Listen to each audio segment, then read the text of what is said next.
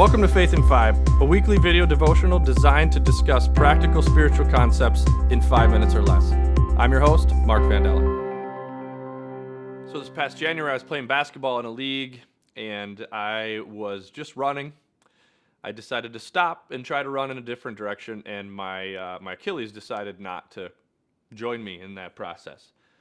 And so I showed up about 5 minutes before the game thinking, hey, we're just going to play. I'm going to get a little bit of a good calorie burn, and I'll go home, start the week, right? I ended up that night in the ER. 4 days later, I ended up having surgery, and it is a long process after injuring your Achilles. I think it was 8 weeks that I didn't walk, another 4 before I could walk without a walking boot on. And it's just been a pretty long trial. And I'm not telling you this because I want you to feel sorry for me or that I'm something special. I actually have 3 or 4 friends that had the same thing happen between November and February. So it's not all about me. But I share this because as I lay in bed after surgery, I became painfully aware of the friends around me who had been through difficult times.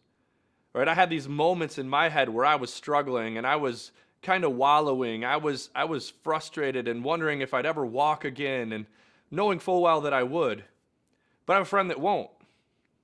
I have other friends that have been injured. I have other friends that have struggled with seizures and migraines and all of these things. And it just made me super aware. I actually remember as I was laying there, probably mostly on drugs, sending texts to a couple of my friends and apologizing for just not being there as much as I thought I should have been. And all of them said I was being ridiculous, but I just realized that I was not as able to be there because I didn't understand. I didn't know what they were going through, and not that a mild injury like I had gives me that opportunity to say I understand, but it did give me the opportunity for a brief moment to walk in their shoes. And so this was another motivator of this adversity series that we're doing. I want to be able to help us understand or help us deal with, give us tools to cope with the things that life throws at us. And so as I worked through this on my own, and as I interacted with more friends, I just became more aware of the things that others are going through. I started to become more aware that life isn't as easy as I thought it would be. And I also became more aware of my story and how my story continues to change and grow, but that my story continues to be something that could be of use to other people. And see, sometimes I think when it comes to faith, when it comes to our Christianity, we want to focus so much on being good, right? We focus so much on not stepping out of line. We focus so much on doing all of the right things all the time. And we end up getting to a spot where we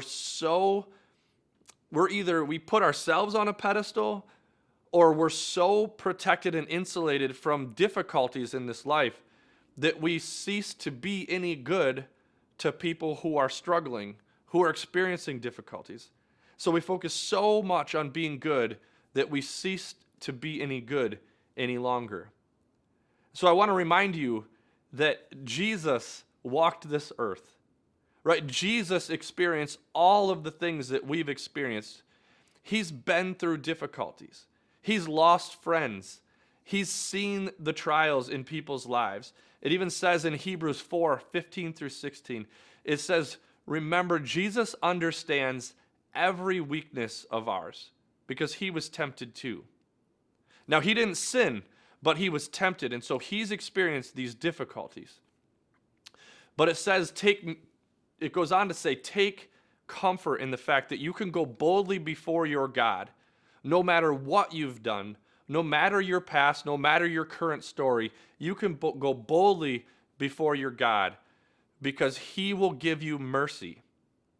But not only will he give you mercy, it finishes by saying he will also give you the grace that you can extend to other people. So my friends, as we go through difficulties, take comfort in knowing that Jesus also did. And additionally, know that your story has value.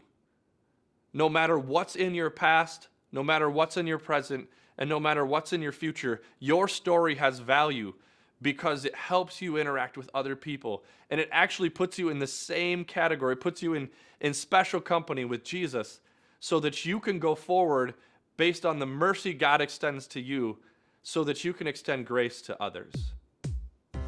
Thanks for tuning in. If you want to follow us each week, click here to subscribe. And if you want to take it a little bit further, click here for discussion materials.